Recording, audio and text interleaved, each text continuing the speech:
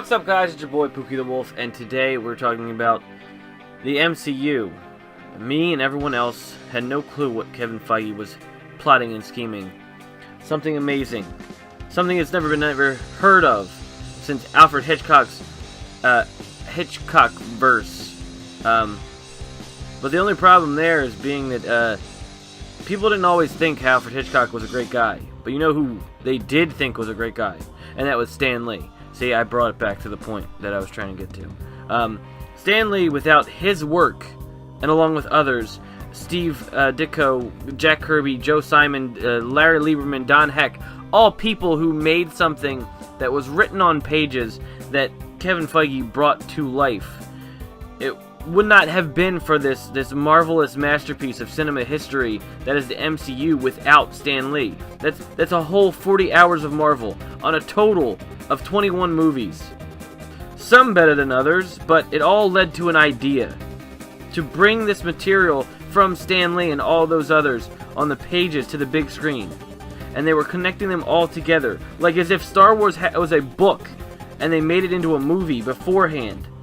All those characters you knew from your childhood, you knew about them. They had, their concept was there. If you saw them, you'd be like, that's Iron Man, that's Spider-Man, that's Captain America, that's the Hulk. It's all iconic, and taking them all together and putting them all in one universe is something that's never been done before in any kind of franchise. Year by year, you would hear about what made them great, what made them the heroes they were. You know, watching each movie, every time something came out, you'd watch Iron Man, you'd find out what made him flawed and made him a human being, made him what he was to be, which was Iron Man. And that was something you look forward to every year, every movie, every time there was a trailer that even dropped. It was all these moments as they happened. All had double meanings. All Easter eggs, all the villains, all the symbolism. What a time to be alive. All did such a great job of having you leaving the theater begging for more. And it's equated to all those people just lined up in the theater waiting to find out what was happening next to Luke Skywalker. It's iconic and cemented into history as one of the greatest times to be a Marvel fan. All the reveals, the little nods to the future, the big reveals that you've all seen, whether it's a trailer, whether it's a part of the movie, Rhodey looking back at the Iron Man suit, thinking, what if? Bucky falling off the train, just thinking in the theater, oh, that guy's not dead. That guy's coming back. Even in Thor, when he gets released from the captive area that S.H.I.E.L.D. has him in, they send Hawkeye after him.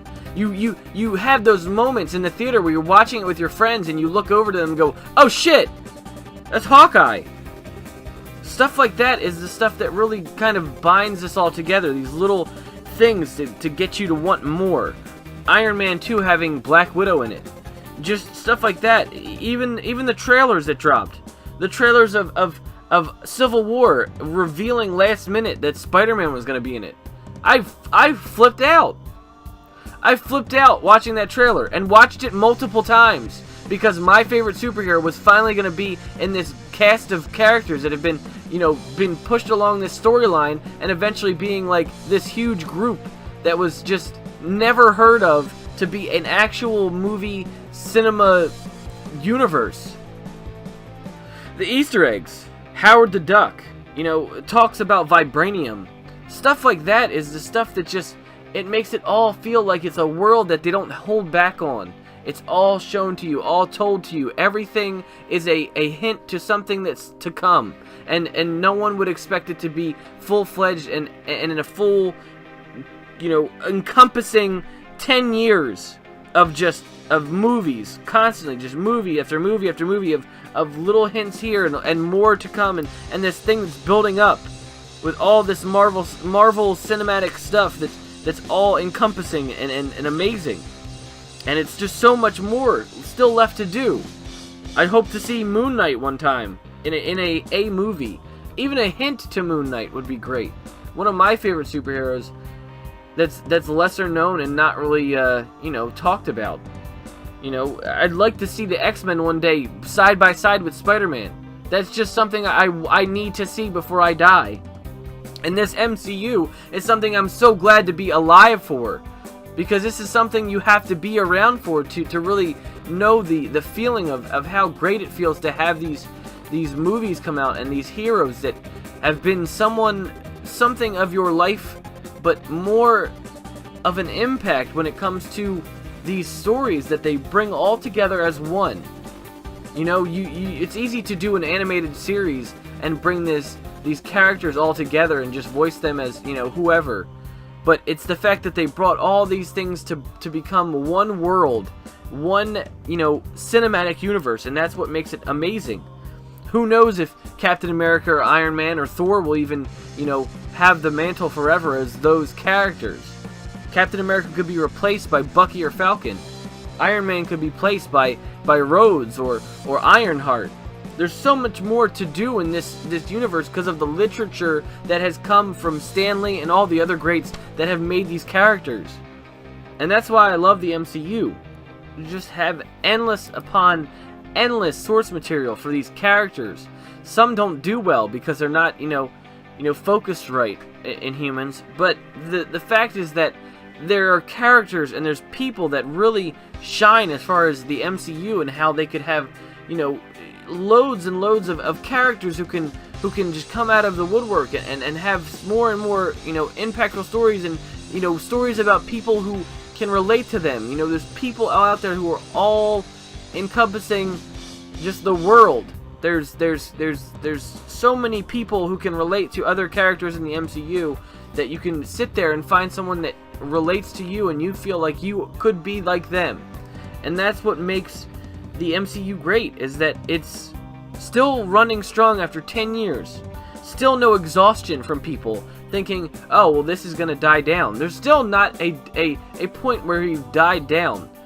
I think at most it should come from this you know, Infinity War Endgame ending. And even then, there should be something else that should be bringing something to the table, because that's what's going to come next. I don't think this is something that can be, you know, ended so quickly. I think a lot of this stuff can be added upon about the whole lineage. It's going to be like the James Bond movies or Star Wars. It's just iconic to the point where it's so much more than just movies.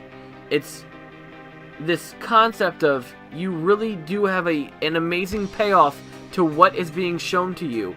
And if you're loyal to that whole, you know, universe, it returns a favor by making these amazing stories have these, you know, endings and this resolvement. And it's just the fact that even with characters that you have to, you know, you see in 5-6 movies, it still makes them feel on their separate movies that they are their own entity. They have their own flaws. They have their own issues. Just bringing them all together is something amazing and never done before, and I think that's worth, you know, shining a light on it. There's so much more to the MCU than what people, you know, make it to be about. And I think that's really amazing. I think something that I really enjoy, even as a kid, before it became a thing, is very much amazing to see. I'm very glad that I'm alive during this part of what Marvel is doing, and I can't wait to see more of it. That's it. Thank you guys for listening to me nerd out. I appreciate it.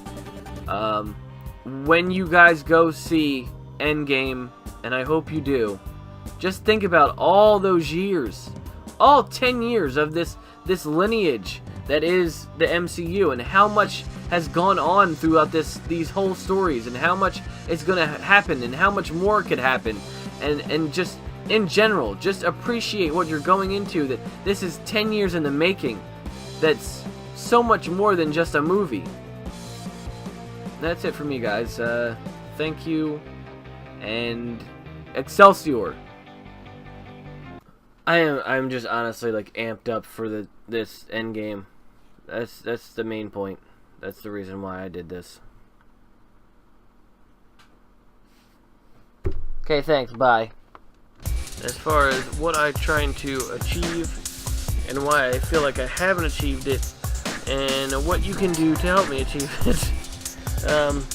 Jokes aside, I enjoy gaming channels, and I found out that two big voice